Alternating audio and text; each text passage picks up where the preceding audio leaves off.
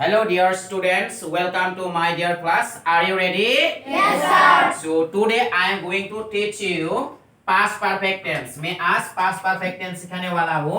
Past perfect tense यानी कि पहले हो चुका है. The action already had completed, already done, already finished in past time, उसी को past perfect कहते हैं. Past perfect का मतलब क्या है?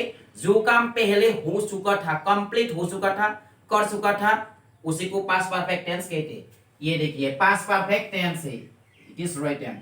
पास्ट परफेक्ट टेंस में क्या होता है? हेल्पिंग वर्ब होता है. पास्ट दूसरे टेंस में भी हेल्पिंग वर्ब होता है. ठीक उसी प्रकार पास्ट परफेक्ट टेंस में एक हेल्पिंग वर्ब है. उसका हेल्पिंग वर्ब क्या है? हैड. क्या है पास्ट परफेक्ट का हेल्पिंग वर्ब? क्या है?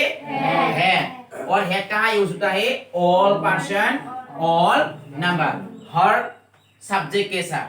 आई had, we had, he had, she had, they had, ऐसे ही हैड यूज हो सकता है. अभी मैं एक्टिव और पैसिव दोनों फॉर्मेशन सिखाऊंगा यहाँ पास्ट परफेक्ट टेंस का.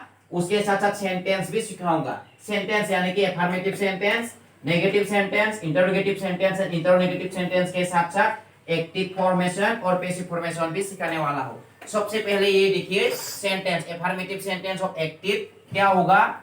सबसे पहले हमें लिखना होगा subject, SUB, subject plus helping verb had, subject plus had plus V3 plus object plus extension. ये हो गया क्या?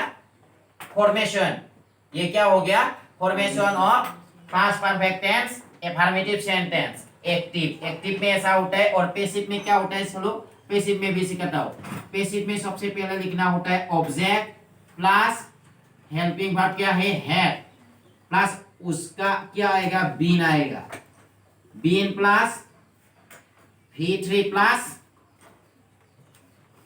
ब्रैकेट के अंदर by plus subject plus extension. ये देखो एक्टिव फॉर्मेशन और पैसिव फॉर्मेशन हो गया अफर्मेटिव सेंटेंस का, पास्ट परफेक्ट टेंस का. तो क्या लिखेंगे? अभी हम एग्जांपल भी लिखेंगे. देखो एग्जांपल कैसा होता है. सबसे पहले सब्जेक्ट एक लेता हूं, जैसे कि आई के साथ क्या होगा? हैड. I had. जैसे कि भी, एक V3 सही. चलो एक V3 लेते. BOUGHT, बॉट, खरीदना. बाय मतलब खरीदना. बाय का थर्ड फॉर्म है बॉट. I had bot. एक ऑब्जेक्ट लेते हैं, ए पेन. मैंने एक पेन खरीदा हुआ था, मतलब पेन खरीदने वाला काम पहले कंप्लीट हुआ था. आई हैड बॉट ए कार. ये ध्यान से देखो. अभी हम पैसिव फॉर्मेशन लिखेंगे. आई क्या है? सब्जेक्ट. हेड क्या है? Helping verb. बॉट क्या है? V3. ऑब्जेक्ट क्या है? A pen. अभी पैसिव बनाने के लिए हमको क्या लिखना चाहिए? सबसे पहले बोल रहा है कि ऑब्जेक्ट. ऑब्जेक्ट यानी कि ए पेन. क्या हो गया? A pen. ए पेन ये ऑब्जेक्ट हो गया. ऑब्जेक्ट के बाद क्या चाहिए हमको? हैड. HAD, had. उसके बाद क्या चाहिए? बीन. वहां लिखा हुआ है a pen had been. Third form. Active में भी थर्ड फॉर्म है, पैसिव में भी थर्ड फॉर्म है. बॉट ये क्या हो गया? बाय. आई क्या हो गया? ये ब्रैकेट के अंदर लिख दिया. एक्सटेंशन नहीं लिख रहा हूं मैं. जैसे कि यस्टरडे, द लास्ट मंथ, ऐसा लिख सकता हो. I had bought a pen.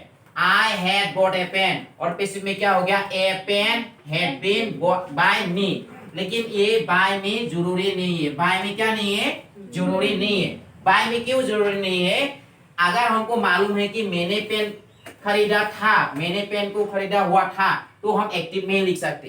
Passive formula तो यूज करना से हमको जब सब्जेक्ट मालूम नहीं होता. ये मैं पहले भी समझा चुका हूं. अभी देखो नेगेटिव कैसा बनाएंगे. Negative formation of past perfect tense, active and passive. सबसे पहले यहां लिखेंगे सब्जेक्ट प्लस एस मतलब subject, HAD, helping verb plus not plus V3 plus U mean by object plus E mean by extension. और यहाँ passive क्या होगा? हम एक्टिव और पैसिव दोनों सीख रहे. सबसे पहले object, U mean by object, अपना ही helping verb had plus not plus formula में से क्या आएगा? बीन प्लस V3, थर्ड 3 मतलब पास्ट पार्टिसिपल प्लस ब्रैकेट के अंदर हम लिखे by plus subject plus extension. ये हो गया. एक्टिव यहाँ हो गया। अभी एग्जाम्पल लिखेंगे, कैसे लिखेंगे समझ चुके हो आप लोग। I had not bought a pen. I had not bought a pen. I had bought a pen. I had not bought a pen. Interrogative. और यह क्या होगा, यह भी इंटरोगेटिव करेंगे।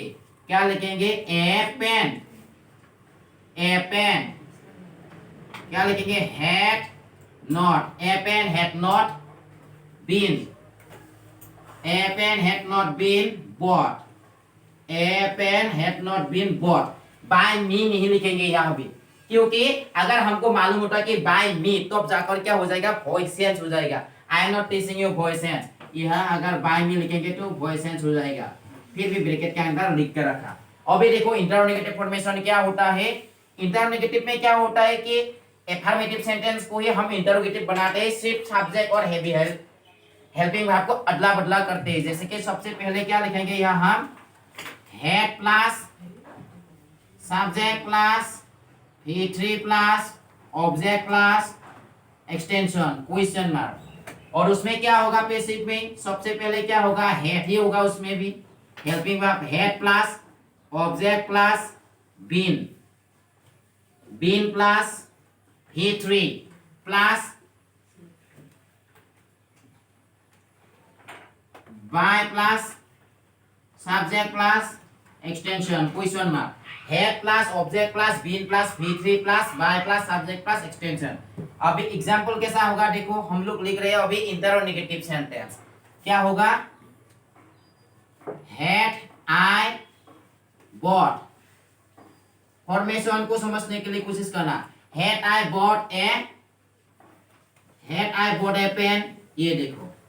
और उसमें क्या होगा, पैसिव में had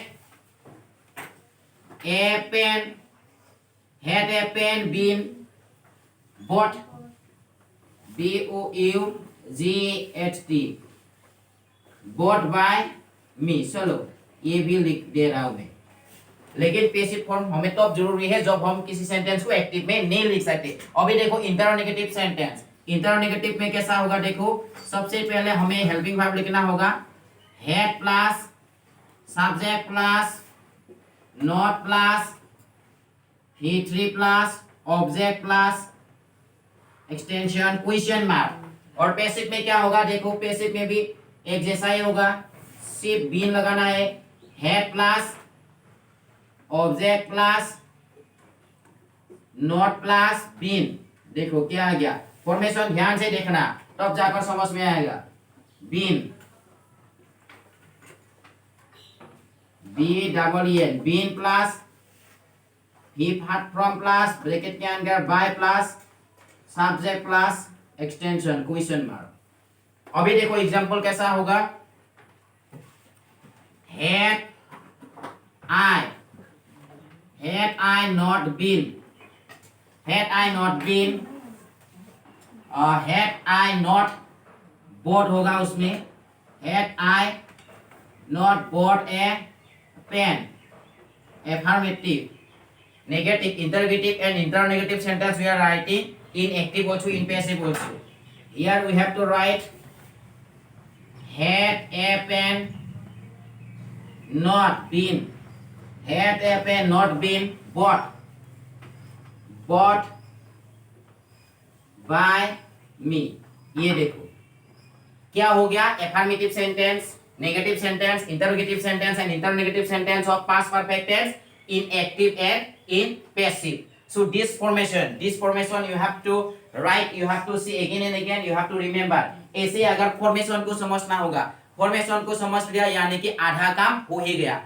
So like that I will teach you the second part of the past perfect tense, also part by part I will teach you। So see you on next part, till then thank you, bye bye।